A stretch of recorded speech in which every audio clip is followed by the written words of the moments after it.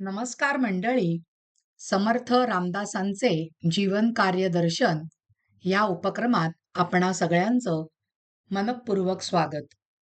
मंडळी, आजचा भाग हा 14वा भाग आहे आणि या भागाचं शीर्षक आहे तीर्थाटनामधील प्रसंग. मागच्या भागामध्ये आपण हिमालयामध्ये त्यांना जो अद्भुत प्रसंग अनुभवायला मिळाला त्याचं वर्णन आपण बघितलं. आत्ताच्या भागामध्ये तीर्थयात्रा करत असताना, भारत भ्रमण करत असताना त्यांना अजून काय अनुभव आले, प्रसंग त्यांना अनुभवायला मिळाले, त्याचं आपण विवेचन करणार आहोत. समर्थांच्या तीर्थाटनामधील अजून एक महत्वाचा प्रसंग म्हणजे दत्तात्रेयाने त्यांना दर्शन देऊन कृतार्थ केले. येके पात्री भोजन केले म्हणजे दत्तात्रेय व समर्थांनी एका पात्रात भोजन केले. मात्र त्यापूर्वी दत्तात्रेयांनी समर्थांची सत्व परीक्षा पाहिली असा उल्लेख समर्थांच्या गाथा चरित्रात आढळतो. समर्थांनी अवघे तीर्थाटन पायी केले, परंतु पुरश्चरण व तीर्थाटन या कालखंडात घोड्यावर बसणे, धनुर्विद्या, खड्गविद्या यासारख्या अनेक विद्या त्यांनी साक्षेपीपणाने आत्मसात केल्या.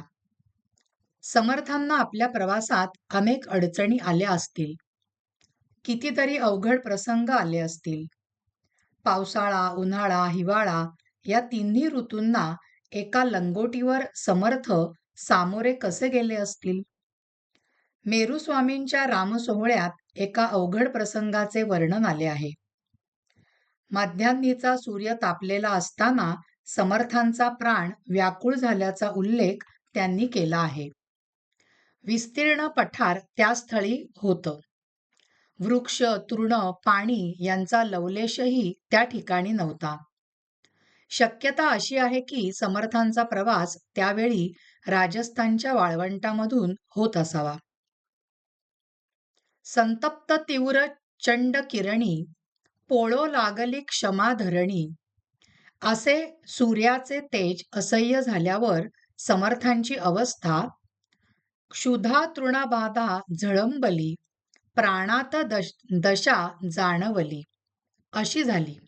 परंतु या अवघड प्रसंगातून समर्थांना प्रत्यक्ष रामचंद्रांनीच बाहेर काढले.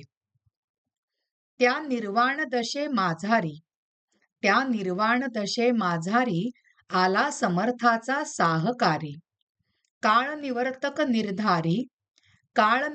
निर्धारी धनुर्धारी रघुवीर, स्वकरे समर्थांसी कुरवाळिले मंत्र संजीवनी संधान केले, श्रवणावाटे पाजिले परमामृत. म्हणजे या ठिकाणी प्रभू रामचंद्रांनीच परत त्यांना कसं सहाय्य केलं आहे याचा उल्लेख आलेला आहे. मंडळी, समर्थांच्या तीर्थाटनातला दुसरा प्रसंग नेमका ह्याच्या उलट म्हणजे त्यांना जी थंडीची बाधा झाली होती त्याचा आहे. समर्थांना थंडीची बाधा होऊ नये म्हणून मारुतीरायाने त्यांना वल्कले दिली. सज्जनगडावर समर्थांच्या शेजघरात ती आजही वल्कलं ठेवलेली आहेत. हे दोन प्रसंग मंडळी आत्ता आपण बघितले की त्यांना उष्णतेचा त्रास कसा झाला होता आणि थंडीचा सुद्धा त्रास कसा झालेला होता. परंतु तरी सुद्धा अखंड भ्रमंती त्यांची चालूच होती. पूर्ण भारत ते पादाक्रांत करतच होते. आणि अजून एक महत्वाचा प्रसंग आत्ता आपल्याला आता नमूद करायचा आहे की त्या प्रसंगाने त्यांच्या मनामध्ये जे संघटन निर्माण करायचं होतं, त्या संघटनाची दिशा किंवा त्यापासून प्रेरणा त्यांना मिळाली असं सुचवणारा हा आता प्रसंग आहे. बघूया काय प्रसंग आहे तो. समर्थ उत्तरेची यात्रा करीत असताना इसवी सन 1634च्या सुमारास शिखांचे 6वे धर्मगुरू हरगोविंद सिंग यांच्याशी भेट झाली. ही भेट अनेक दृष्टीने महत्वाची आहे. हरगोविंद सिंग हे शीख धर्मगुरू असूनही लष्करी इतमामात राहत असत. त्यांच्यासोबत नेहमी 500 ते 1000 सशस्त्र सैनिक अंगरक्षक म्हणून असत. तसेच त्यांच्याबरोबर सतत 2 तलवारी असत. धर्मगुरू म्हटल्यावर पराकोटीची विरक्त राहणी असावी लागते आणि तिचा तर येथे अभाव. समर्थांनी हरगोविंद सिंहांना खुलासा विचारला. हरगोविंद सिंह समर्थांना म्हणाले, बळाच्या अभावानेच आपण पराधीन झालो आहोत. शेकडो मैलावरून आलेले क्रूर आणि रानटी यवन केवळ तलवारीच्या जोरावरच राज्य करीत आहेत.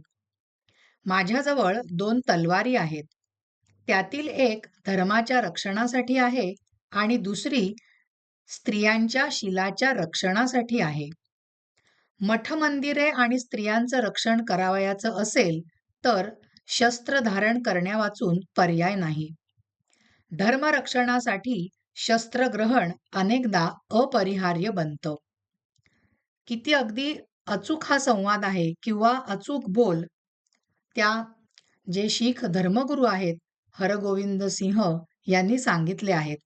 खरंच जी परकीय आक्रमणं झाली त्यांच्याकडे शस्त्र होती आणि त्या शस्त्राच्या बळावर त्या तलवारीच्या टोकावरती त्यांनी आपल्या देशातल्या सामान्य लोकांना नेस्तनाबूत करून ठेवलं होतं, घाबरवून ठेवलेलं होतं आणि सगळीकडे नैराश्य पसरलेलं होतं. आणि त्याच्यामुळे त्यांनी सांगितलं की धर्माच्या रक्षणासाठी आपल्याला शस्त्र उचलावी लागतात. आणि म्हणूनच या प्रसंगावरनं असं श्रोते हो आपल्याला खचितच असं वाटतं की या हरगोविंद सिंहाच्या भेटीनंतर त्या शीख गुरूंच्या भेटीनंतर समर्थांना महंत संघटनेची प्रेरणा निश्चितच मिळाली असेल. आपण असा अंदाज निश्चितच बांधू शकतो. कारण त्यावेळेला भ्रमण करत करत पुढे पुढे जात असताना त्यांना आपल्या भारत देशातलं कोणतं विदारक वास्तव्य नजरेस आलं. लोकांची कोणत्या प्रकारे आणि कशी दैना उडून गेलेली होती. संपूर्ण समाज कसा निस्तेज झालेला होता, दुर्बळ झालेला होता, हे सुद्धा समर्थांनी अतिशय सूक्ष्म अवलोकन करून पाहिलेलं होतं, अनुभवलेलं होतं. त्याच्यामुळे ह्या भेटीचा त्यांना आपलं संघटन उभारण्यासाठी निश्चितच झाला. त्यांच्या त्या विचाराला एक योग्य प्रकारे दिशा ह्या प्रसंगावरनं मिळाली असं आपण म्हणू शकतो. मंडळी, आजच्या या भागामध्ये आपण समर्थांना तीर्थाटनामध्ये जे महत्त्वाचे प्रसंग अनुभवायला आले त्याचं वर्णन आपण थोडक्यात समजावून घेतलं. हा भाग आपला इथेच संपलेला आहे. तुम्हाला जर का हा भाग आवडला असेल तर ह्या भागाला लाईक करा, शेअर करा आणि अश्विनी साठे हे जे यूट्यूब चॅनल आहे त्याला नक्की सबस्क्राईब करा. धन्यवाद मंडळी. जय जय रघुवीर समर्थ.